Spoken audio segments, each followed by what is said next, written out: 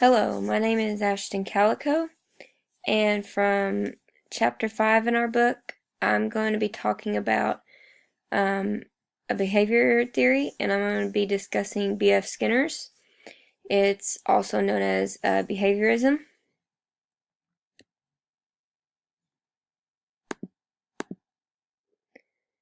So, here's a little bit about B.F. Skinner. He lived from 1904 to 1990. He was a professor of psychology at Harvard University. He studied and tested What he studied and tested a lot on was about action behavior and like consequences of those behaviors. He had a lot of different like topics and different things that he talked about within that, but one of the one main thing that I'm going to talk about what he studied was operant conditioning and how it also relates in the classroom. Okay, so a little bit about operant conditioning.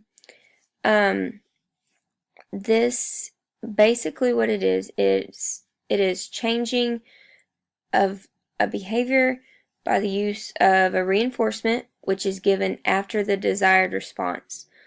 So it's like according to Skinner, you would be able to change a certain behavior by using some sort of reinforcement as soon as the subject gives the response.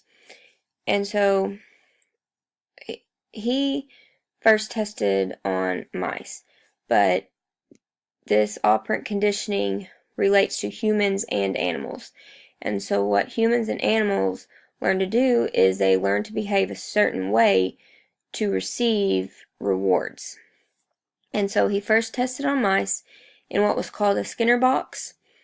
And so what the rats learned to do is they learned how to press a lever, and that dropped a food pellet in. So they learned that by pressing this lever, they receive food. So their behavior was learning how to press this lever, and then their reward for pressing this lever was to receive food. Okay, so here's a picture of what the Skinner box was. It's just a little box that had a rat in it. And like, okay, so here's, like, there's a speaker in the box, there's some signal lights, and then here's the lever. So after a while, through, training and observing, this rat eventually learned that, oh, I press this lever, and then over here a little food pellet comes out. So he took, some hungry rats and put them in a Skinner box, and he just watched their behavior of learning to press this lever, and through training and stuff, and then a pellet comes out, and so that would be like a positive reward that this rat is receiving. If I press this lever, food comes out. So that'd be like a positive thing. Okay, so with operant conditioning, there are 3 types of responses.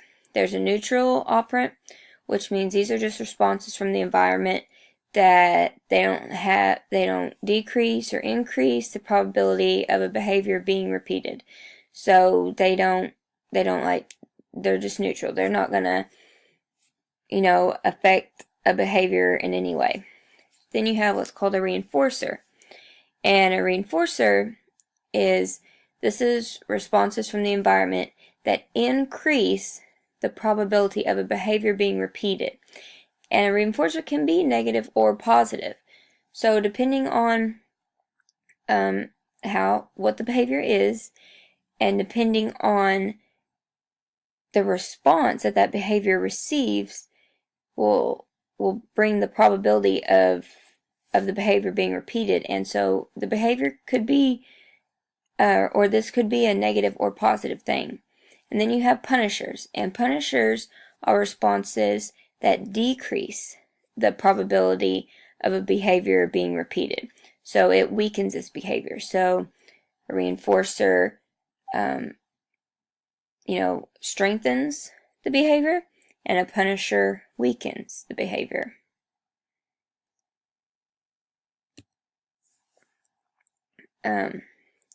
And so like what I think about in this one is like, so with the mouse example again in the Skinner box, with the reinforcer, that the mouse he was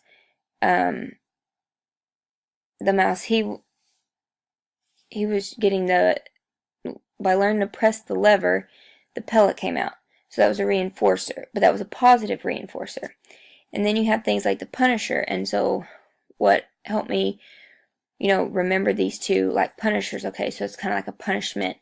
And so punisher, so this would be like, to me, this is how I think of this. If, say you have, like a dog, and he's always trying to get out of the yard, so you decide to put one of those collars, it's like the shock collars and then the dogs learn like their boundaries, and so it's like, they may learn to, they may step over the line at first and get shocked, but they're going to learn where their boundary is at in the yard, and they're not going to be stepping over that boundary anymore. And so that's how I look at that as a punisher. So like it weakens the behavior of the dog trying to escape from the yard, this punisher of getting shocked.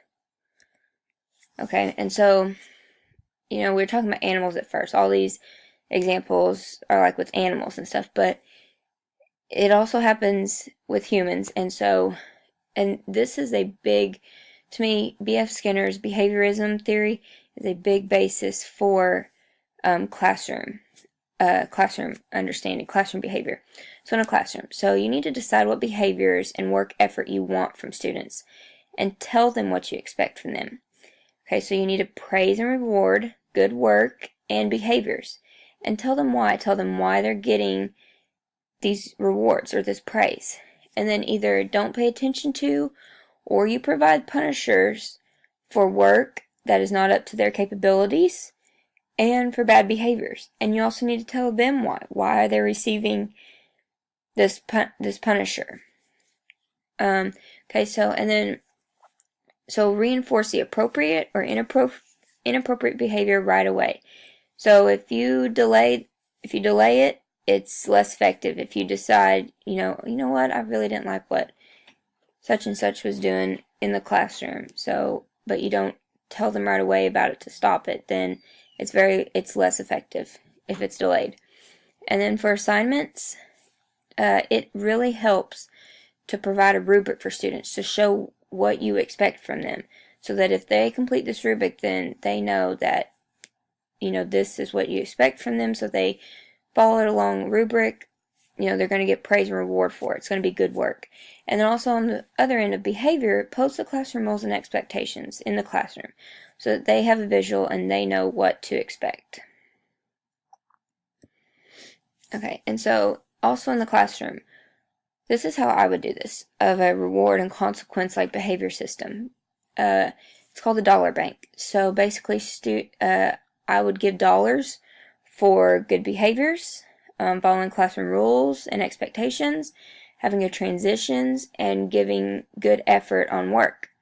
But then on the other end, I would take away dollars for misbehaviors or disruptions or no effort on work.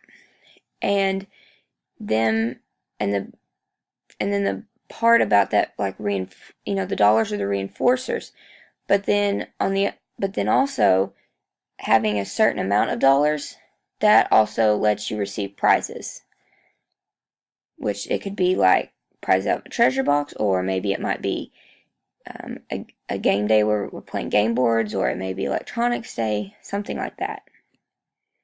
Okay, and so there's my reference, and then there's me. So thank you, and I hope you enjoyed the presentation.